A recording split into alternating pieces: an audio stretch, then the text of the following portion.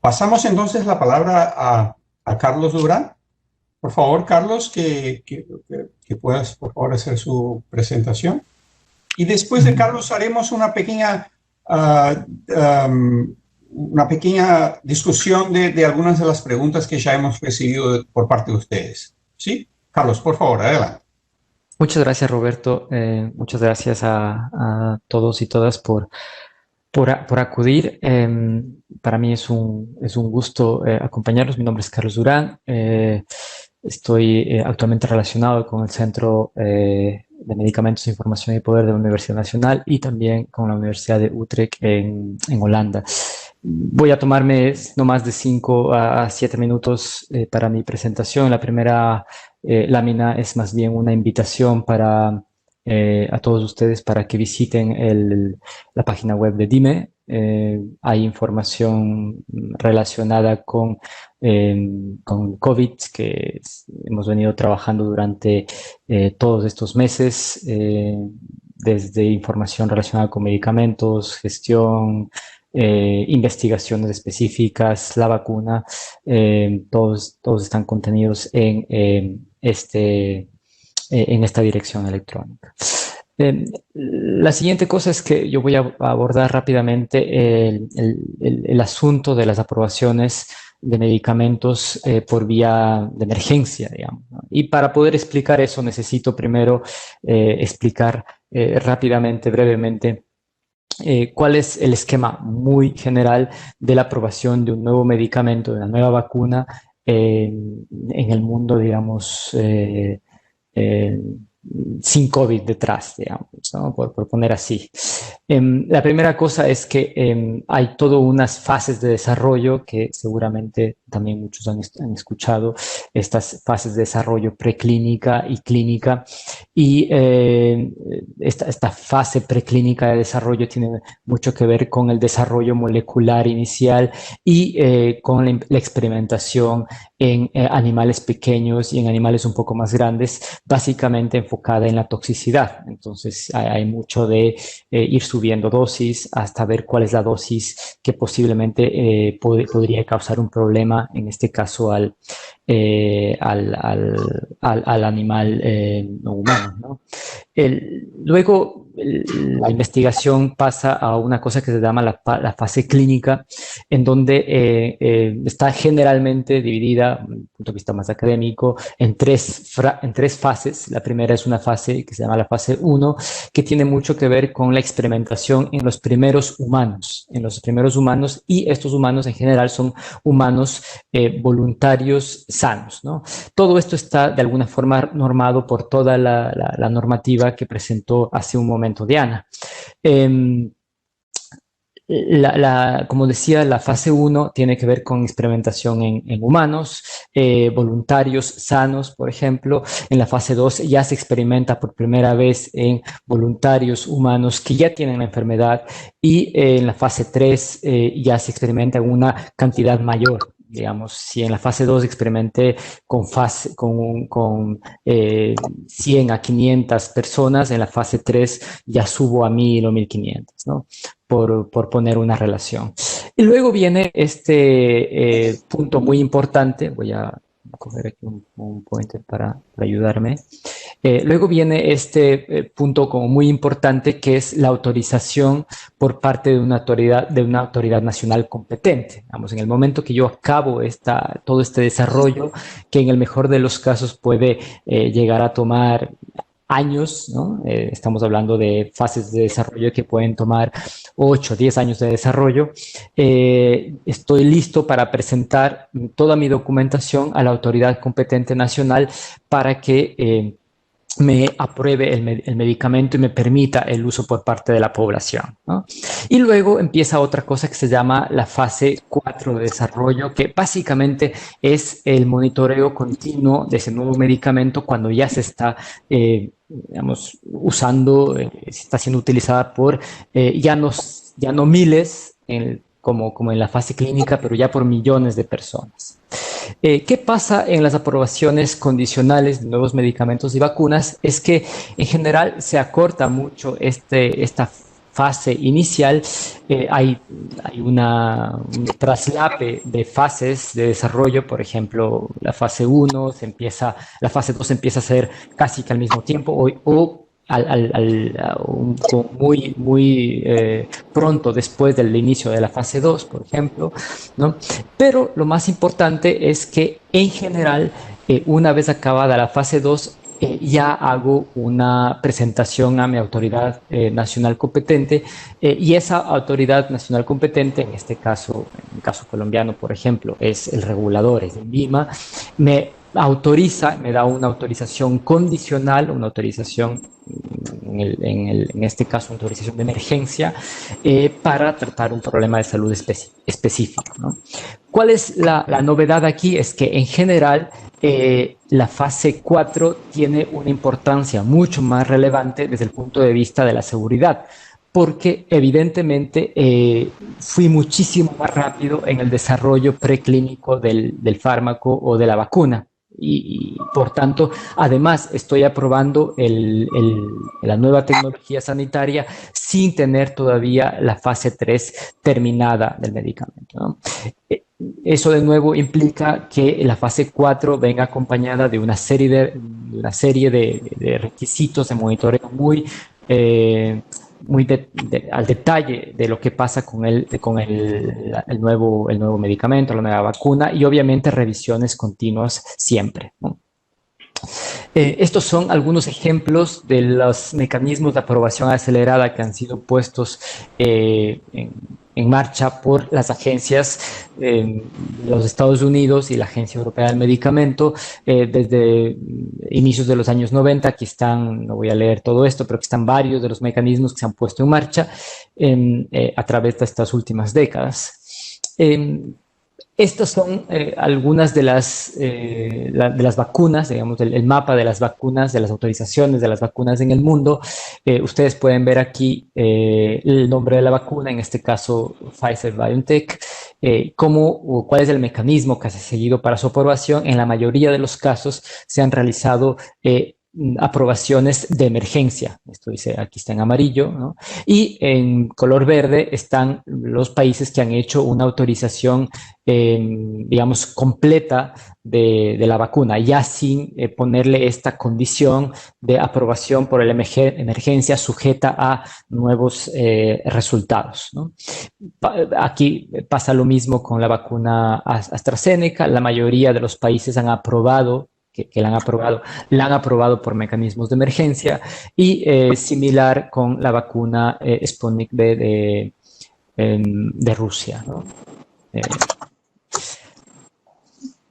Esto es un poco parecido, digamos, lo que queríamos traer aquí o llamar la atención es las 11 vacunas aprobadas en el mundo. Digamos que existen 11 hasta el día de hoy, 8 que han sido aprobadas en América Latina, la mayoría, como hemos visto en el gráfico anterior, por mecanismos de emergencia, y en Colombia están aprobadas 3 bajo esta modalidad. ¿Qué implica entonces la aprobación de un medicamento, de una vacuna por emergencia? La primera cosa es que implica definitivamente una evaluación constante de la relación beneficio-riesgo, más allá de que siempre, incluso en las aprobaciones completas, obviamente que este es un requisito posterior a la aprobación del medicamento. En las aprobaciones condicionales, en las aprobaciones de emergencia, se hace muchísimo más necesario, porque estoy partiendo de la premisa que el desarrollo anterior fue totalmente rápido y acelerado, como en el caso de la vacuna COVID, que todos ustedes habrán escuchado que ha sido un desarrollo totalmente rápido, ¿no? Obviamente que son aprobaciones condicionadas a la entrega de nueva información y vigilancia intensiva. Esto es lo que hemos mencionado ya. No están atadas necesariamente a aprobaciones extranjeras. No es una aprobación que yo puedo decir, como otro país lo aprobó, yo también voy a aprobarlo, ¿no? En principio están muy condicionadas, adaptadas a la lógica local, ¿no? Y por supuesto hay un vínculo muy fuerte hacia las estrategias de mitigación y de gestión de riesgos. porque de nuevo, en el momento que hago un desarrollo tan rápido y luego estoy exponiendo a tantos millones de población en periodos tan cortos, pueden existir cosas que definitivamente no aparecieron previamente a la aprobación que voy a tener que solucionarlos y abordarlos, ¿no? Yo me voy a quedar por aquí sin no antes mencionar que en general en América Latina hasta este momento hay muy poco desarrollo normativo en relación a las aprobaciones de emergencia. Y esto es un tema que desde mi punto de vista es preocupante. Muchos países de la región tienen normado la aprobación de medicamentos y de vacunas por emergencia y así se han aprobado, como demostrado, muchas de las vacunas para el COVID, pero cuando uno ya empieza a indagar un poco más qué implicaciones, qué responsabilidades, digamos, los detalles normativos detrás, hay muy poco.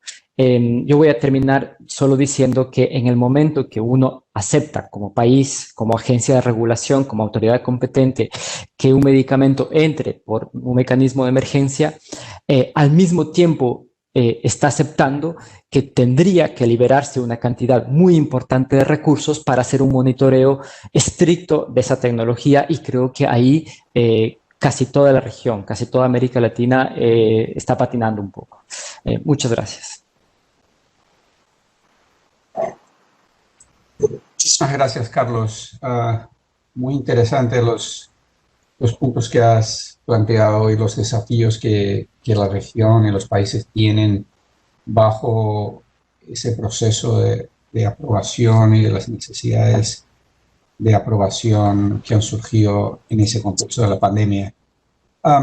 Si me permiten, yo quería tomar un par de minutos a los expositores y ponerles algunas de las preguntas que ya hemos recibido de los participantes. Quizás podríamos hacer una pequeña discusión y así después seguimos con la sesión, porque creo que hay un par de preguntas ya tenemos como 3 preguntas muy interesantes y yo empezaría con más que una pregunta, fue un comentario que hizo Nelson Mariño y se refiere quizás al contexto de la presentación de Marcela, que decía que es importante tener en cuenta que en África hay un gran subregistro de casos y muertes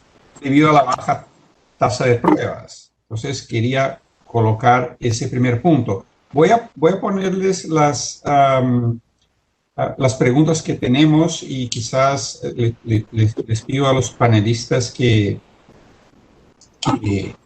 discutan todas juntas.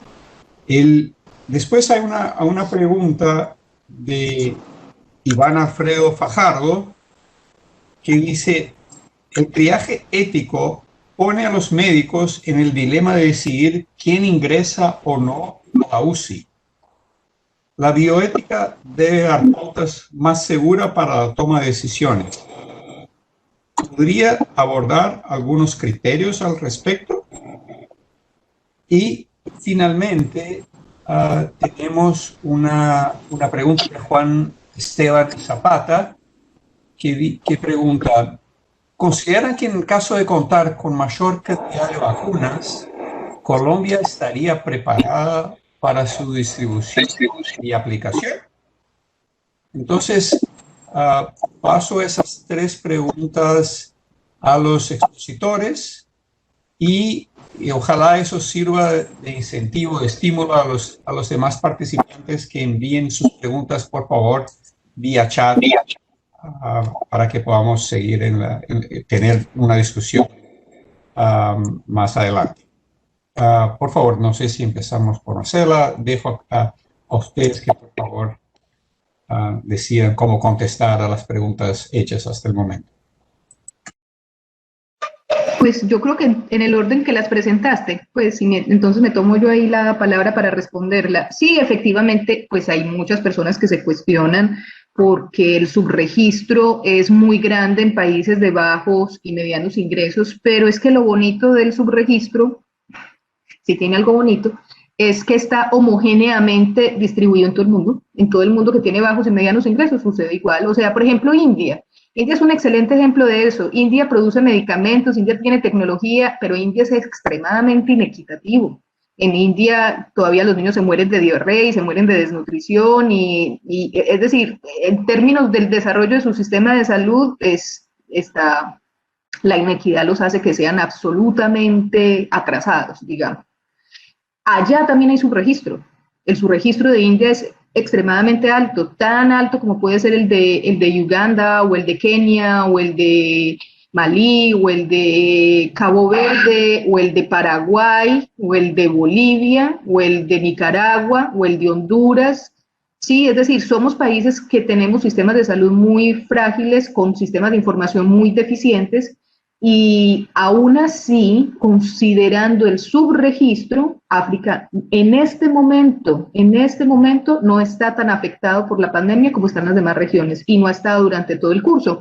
Efectivamente hay una variable que sirve mucho para censar qué tanto está haciendo el impacto, que fue la última que les mostré, la que se llama exceso de mortalidad.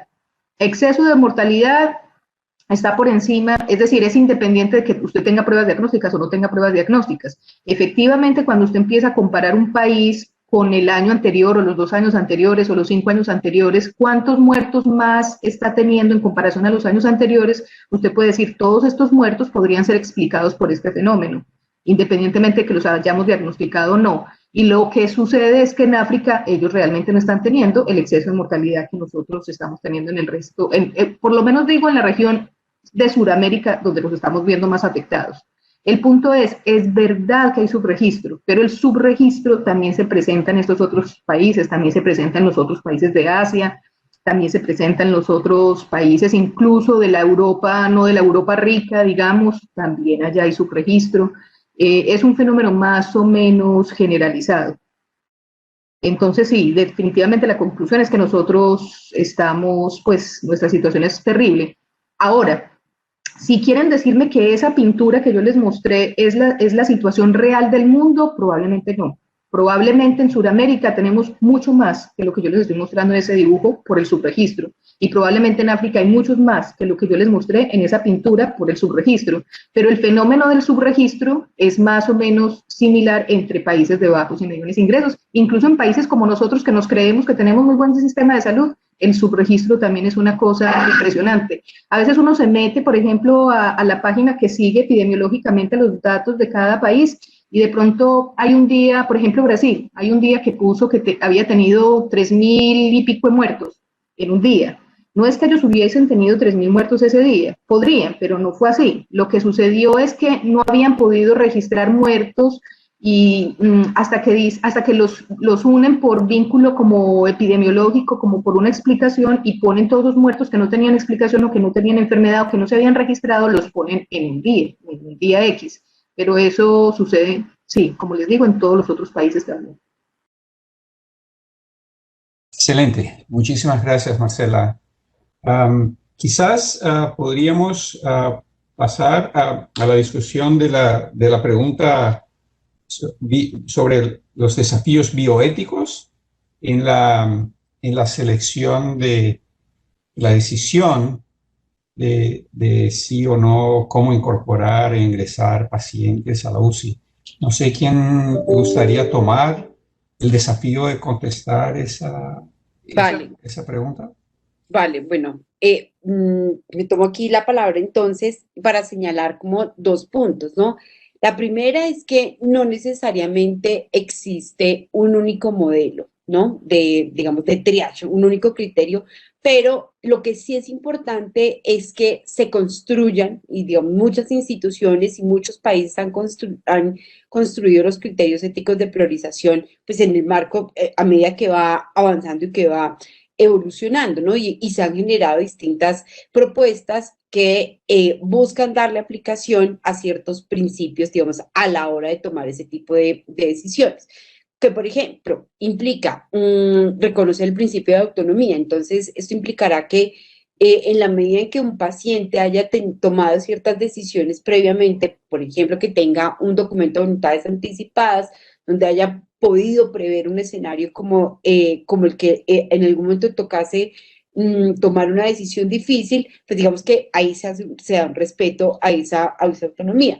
Hay otros que han dicho no, y vamos a darle especial preferencia al principio de beneficencia. ¿Para qué? Para que independientemente del tipo de decisión que haya que tomar, siempre se va a mantener la vida del paciente. Digamos que pueden hacer así, pero lo importante es que estén definidos previamente esos criterios. Es decir, que exista transparencia en esa información.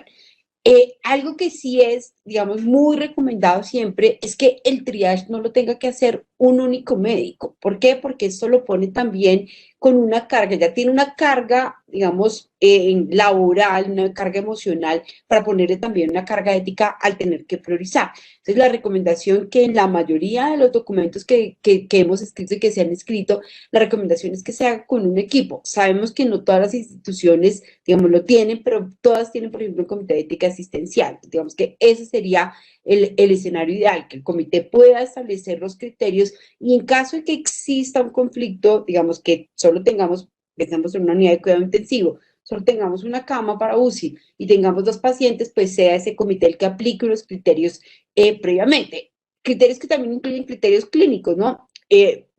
Hay sugerencias de, por ejemplo, poner la escala de SOFA para poder determinar ese criterio clínico a la hora de poder determinar, o poder utilizar también la sobrevida, la tasa de sobrevida a corto o a largo plazo para poder decir a quién priorizamos o no. Lo importante es que estos criterios sean establecidos de manera previa, que sean transparentes, que sean conocidos y sobre todo también pues que respondan al criterio, digamos, de discriminación, de no discriminación, que no exista un sesgo y que por supuesto, digamos que en caso de que alguno de los miembros pueda tener un conflicto de interés porque es el familiar de un amigo, es un familiar, etcétera, pues digamos que pueda alejarse de la toma de ese tipo de decisiones. Creo que, digamos, con esto trataría de aportar algo a esa pregunta. Muchísimas gracias, Diana.